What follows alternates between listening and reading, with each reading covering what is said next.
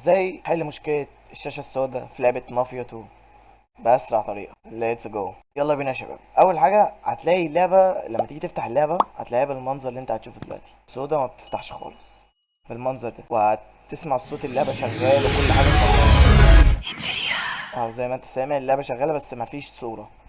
هتتحل ازاي بقى؟ بعد ما هتفصل اللعبة أول حاجة هتتك على ويندوز ار، وهتيجي كاتب اب داتا هنا، تك اوكي. بعد كده هتدخل على لوكال، بعد كده هتدخل على 2 كي جيمز. بعد كده هتلاقي فولدر اسمه مافيا، هتسيب كلمة داتا، هتدخل على سيف. هتلاقي في ملف اسمه فيديو كونفيج، تدخل عليه كده. هتلاقي عندك ده اهو الرقم ده والرقم ده، ده الريزولوشن بتاع شاشتك. هتكتب الريزولوشن بتاع شاشتك انت بقى.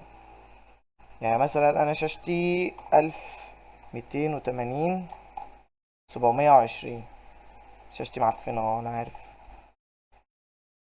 720 هتكتب ريزولوشن الشاشة هنا، وهتتك اكس سيف وتجرب كده بجد. يلا اتفرج معانا ايه.